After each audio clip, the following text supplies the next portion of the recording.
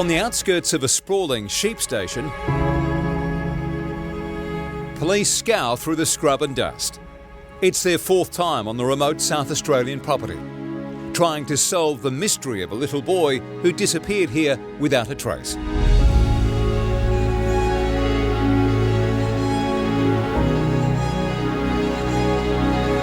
Now let's get to some developing news. A major search is underway for a little boy who's been missing for more than 24 hours in the state's mid-north.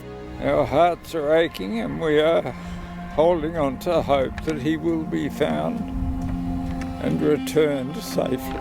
Now 2 months since he vanished, a deeper look down disused mine shafts.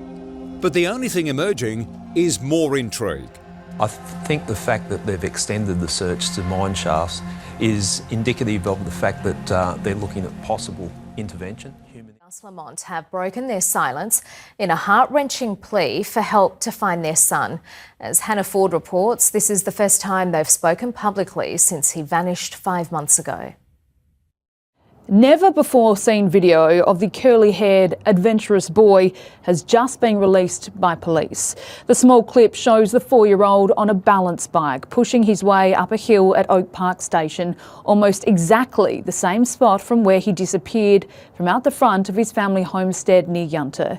It's sunset, he's wearing a blue jumper, his long blonde curls can be seen out the back of his wide-brim hat.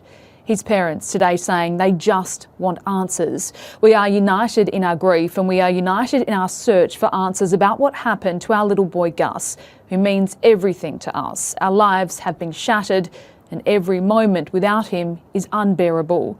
We know someone out there may have information. If someone knows what happened, we are pleading with that person or anyone who may have seen or heard anything to please come forward. Even the smallest detail could give us the answers we so desperately need. Police declared his disappearance a major crime earlier this month and revealed they had a suspect. But that suspect is not his parents. They also searched the family homestead again and neighbouring properties, arresting his grandparent Josie Murray, charging her with possession of an illegal silencer. Lamont rides his bike along a track near his Outback Station home. His parents released the video yesterday, along with a photo, as they issued a fresh plea for help to find their missing son. If someone knows what happened, we are pleading with that person or anyone who may have seen or heard anything to please come forward. The plea comes almost 5 months after Gus disappeared from a remote family property near Yunta, 4 hours north of Adelaide. There's a strong emotional investment in coming to a resolution, and I certainly understand the local, national and international interest in exactly what happened to little Gus. Sadly, we don't believe that's going to be locating Gus alive. Of course, that presuming that Gus is deceased, there's no body to begin to connect dots. We anticipate that he's wandered off, and that's where we're concentrating our search efforts.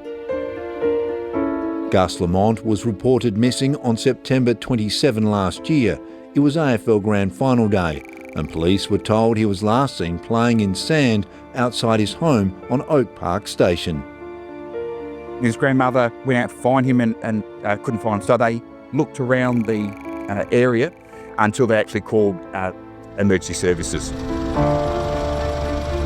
The only people on the property at the time were Gus's grandparents, Josie and Shannon Murray, his mother Jessica, and Gus's 1-year-old brother.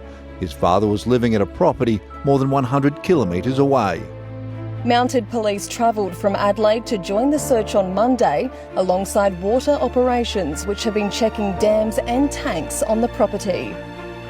But 6 days on, authorities began scaling back their conventional ground and air search.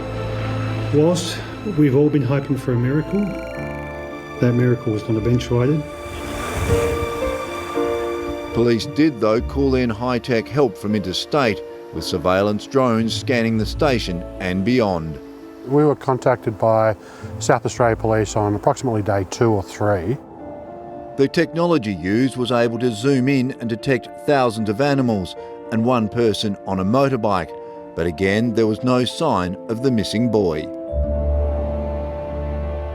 There is a fairly high confidence level that Gus wasn't present, and that's further buoyed by the fact that we had a number of other partners conducting their own investigations using different models and different techniques, and they came across very similar items as us. But the investigation has continued, police returning to Oak Park Station at least 9 times to search mine shafts, buildings on the property and a nearby conservation park. Good afternoon everyone, thanks for coming in. Then on February 5, Gus's disappearance was declared a major crime. On the 14th and 15th of January this year, Task Force Horizon investigators attended at Oak Park Station and executed a search warrant. And a number of items were seized, including a vehicle, a motorcycle and some electronic devices. Police say while Gus's parents aren't under investigation, a person who lives at the station is now being treated as a suspect. A person who resides at Oak Park Station has withdrawn their support for the police and is no longer cooperating with us. The person who has withdrawn their cooperation is now considered a suspect. Grandparents, Josie and Shannon Murray, have hired lawyers. Can't comment at this stage, sir. They've released a joint statement saying the family has cooperated fully with the investigation and want nothing more than to find Gus and reunite him with his mum and dad. We are absolutely devastated by the media release of Sapole major crime. I've known that family for a very long time, and it certainly hadn't occurred to me that they might have done anything to harm this little boy.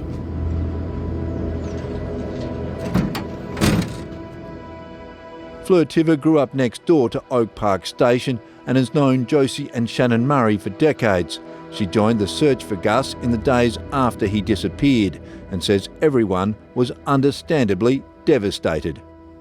Bewildered, incredibly distressed, of course, stunned. Certainly not like any people trying to hide anything. I mean, after all, they called the police in only a few hours after he went missing.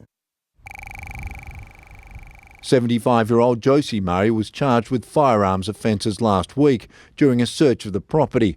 Police say those charges aren't related to Gus Lamont's disappearance. Are you satisfied that this was treated early enough as a potential crime?